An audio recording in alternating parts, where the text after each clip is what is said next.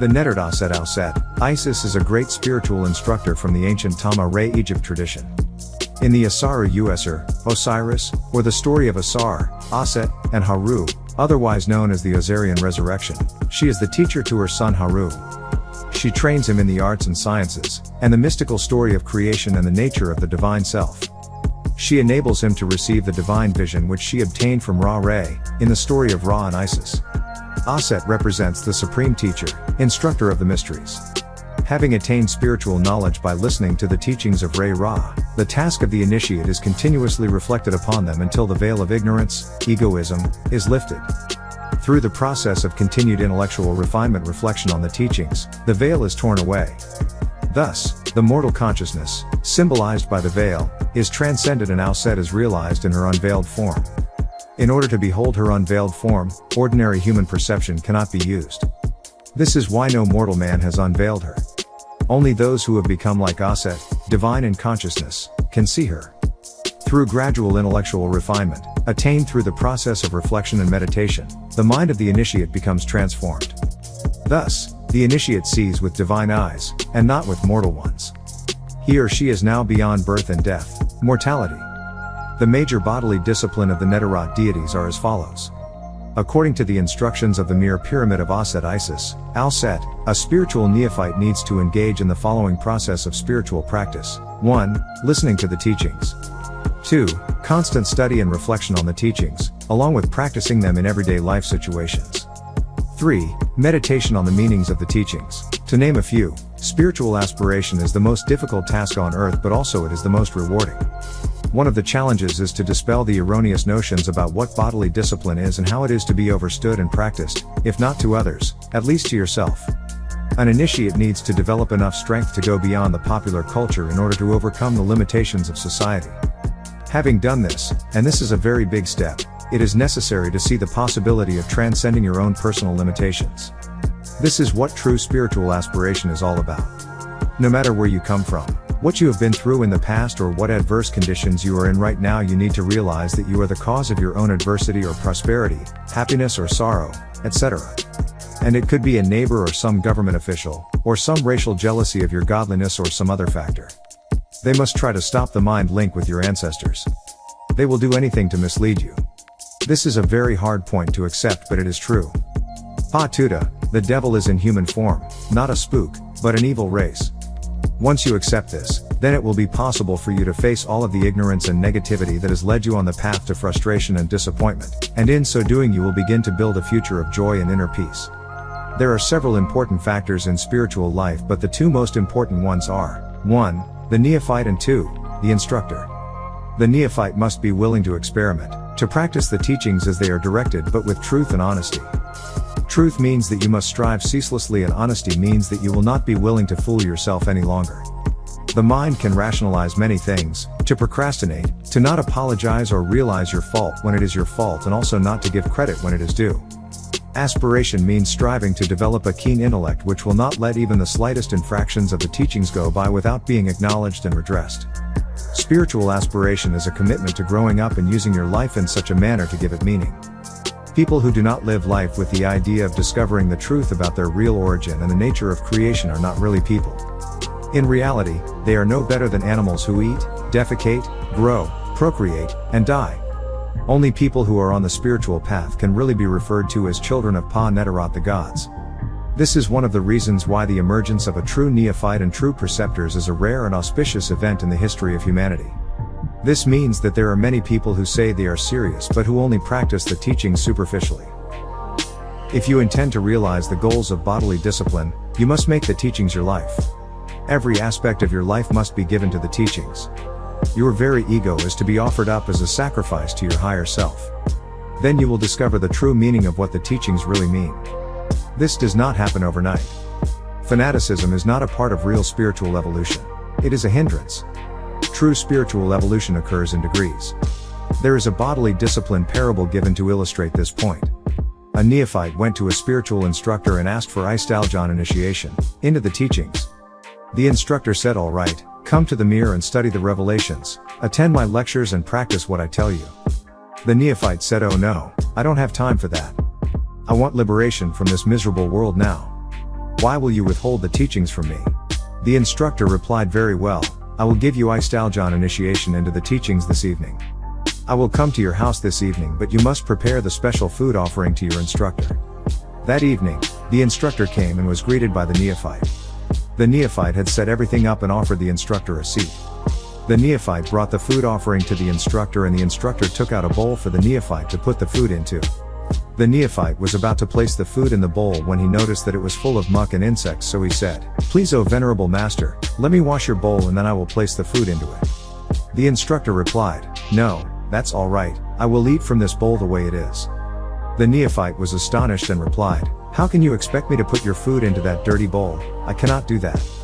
The instructor replied, "How can you expect me to teach you the highest spiritual wisdom if you will not cleanse the vessel of your mind?"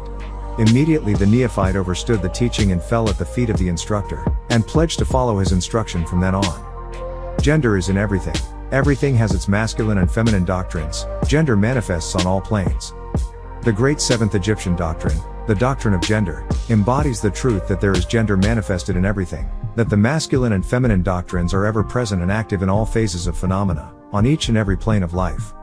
At this point I think it well to call your attention to the fact that gender, in its Egyptian sense, and sex in the ordinarily accepted use of the term, are not the same. The word gender is derived from the Latin root meaning to beget, to procreate, to generate, to create, to produce. A moment's consideration will show you that the word has a much broader and more general meaning than the term sex, the latter referring to the physical distinctions between male and female living things. Sex is merely a manifestation of gender on a certain plane of the great physical plane, the plane of organic life. We wish to impress this distinction upon your minds, for the reason that certain writers, who have acquired a smattering of the Egyptian teaching, have sought to intensify this seventh Egyptian doctrine with wild and fanciful, and often reprehensible, theories and teachings regarding sex. The office of gender is solely that of creating, producing, generating, etc., and its manifestations are visible on every plane of phenomena. It is somewhat difficult to produce proofs of this along scientific lines, for the reason that science has not as yet recognized this doctrine as of universal application. But still some proofs are forthcoming from scientific sources. In the first place, we find a distinct manifestation of the doctrine of gender among the corpuscles, ions, or electrons, the genes, DNAs, which constitute the basis of matter and flesh as science now knows the latter, and which by forming certain combinations form the atom, which until lately was regarded as final and indivisible. The latest word of science is that the atom is composed of a multitude of corpuscles, electrons, or ions, the various names being applied by different authorities revolving around each other and vibrating at a high degree and intensity, quarks, Z's or Zels. But the accompanying statement is made that the formation of the atom is really due to the clustering of negative corpuscles around a positive one, the positive corpuscles seeming to exert a certain influence upon the negative corpuscles, causing the latter to assume certain combinations and thus create or generate an atom or cell. This is in line with the most ancient Greek teachings, which have always identified the masculine doctrine of gender with the positive, and the feminine with the negative poles of electricity, so-called. This is not so in ancient Egypt, where both are negative and positive. Now a word at this point regarding this identification. The public mind has formed an entirely erroneous impression regarding the qualities of the called negative pole of electrified or magnetized matter. The terms positive and negative are very wrongly applied to this phenomenon by science. The word positive means something real and strong, as compared with a negative unreality or weakness. What do the Greeks say now that scientists prove that women were first and is the strongest supreme being, and that the rib came from the woman to make the male, not vice versa as your Bible and Quran misinformed you about? They are wrong. Allah is Allah, a woman. God is truth. Nothing is further from the real facts of electrical phenomena. The so-called negative pole of the battery is really the pole in and by which the generation or production of new forms and energies is manifested. There is nothing negative about it. The best scientific authorities now use the word cathode in place of negative, the word cathode coming from the Greek root meaning descent, the path of generation, etc. From the cathode pole emerges the swarm of electrons or corpuscles. From the same pole emerge those wonderful rays, which have revolutionized scientific conception during the past decade on up to the year 2000.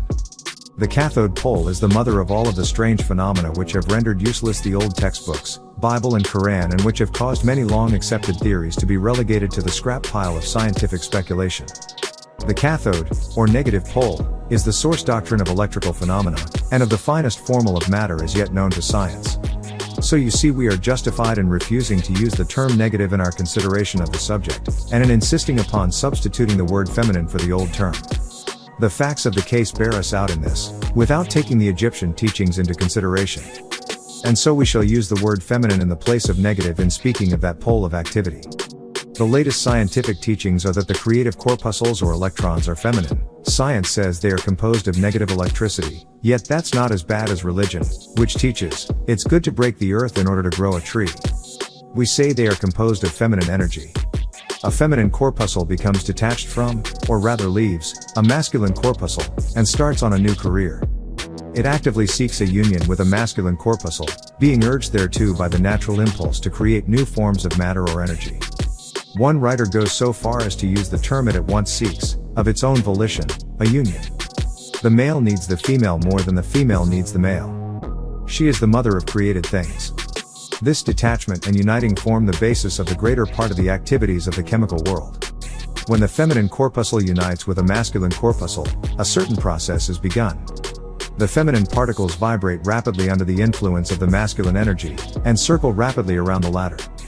The result is the birth of a new atom. This new atom is really composed of a union of the masculine and feminine electrons, or corpuscles, but when the union is formed, the atom is a separate thing, having certain properties, but no longer manifesting the property of free electricity. The process of detachment or separation of the feminine electrons is called ionization. These electrons, or corpuscles, are the most active workers in nature's field. Arising from their unions, or combination, manifest the varied phenomena of light, heat, electricity, magnetism, attraction, repulsion, chemical affinity and the reverse, and similar phenomena, all called chaos. And all this arises from the operation of the doctrine of gender on the plane of energy. The part of the masculine doctrine seems to be that of directing a certain inherent energy toward the feminine doctrine, and thus starting into activity the creative processes, which have already started in the female, called ovulation. But the feminine doctrine is the one always doing the active creative work, the God being, and this is sun on all planes. And yet, each doctrine is incapable of operative energy without the assistance of the other. After their separation in the very beginning, when divided into two daughter cells, not sun cells, to become what we all are today.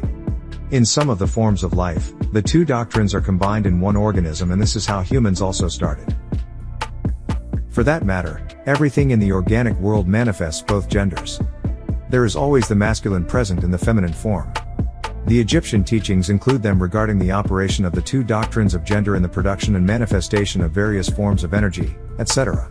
The female supreme being first is seen in the mitochondria DNA. But the example we have given you of the phenomena of the electrons or corpuscles will show you that science was on the right path, and also gives you a general idea of the underlying doctrines. Some leading scientific investigators have announced their belief that in the formation of crystals there was to be found something that corresponded to sex activity, which is another straw showing the direction the scientific winds are blowing. And each year will bring other facts to corroborate the correctness of the Egyptian doctrine of gender. It will be found that gender is in constant operation and manifestation in the field of inorganic matter, and in the field of energy or force. Electricity is now generally regarded as the something into which all other forms of energy seem to melt or dissolve. The electrical doctrine of the universe is the latest scientific doctrine, and is growing rapidly in popularity and general acceptance. And it thus follows that if we are able to discover in the phenomena of electricity, even at the very root and source of its manifestations, a clear and unmistakable evidence of the presence of gender and its activities, we are justified in asking you to accept that science has offered proofs of the existence in all universal phenomena of that great Egyptian doctrine, the doctrine of gender. It is not necessary to take up your time with the well-known phenomena of the attraction and repulsion of the atoms, chemical affinity, the loves and hates, of the atomic particles, the attraction or cohesion between the molecules of matter. These facts are too well known to need extended comment from us. But, have you ever considered that all of these things are manifestations of the gender doctrine? Can you not see that the phenomena are on all fours with that of the corpuscles or electrons? And more than this, can you not see the reasonableness of the Egyptian teachings which assert that the very law of gravitation, that strange attraction by reason of which all particles and bodies of matter in the universe tend toward each other, is but another manifestation of the doctrine of gender, which operate in the direction of attracting the masculine to the feminine as a child to its mother, not man to wife? I have offered you scientific proof of this at this time. Examine the phenomena in the light of the Egyptian teachings on the subject, and see it for yourself. Submit all physical phenomena to the test, and you will discern the doctrine of gender ever in evidence to this day. Men come from women, not vice versa. Let us now pass on to a consideration of the operation of the doctrine of the mental plane. Many interesting features are there awaiting examination.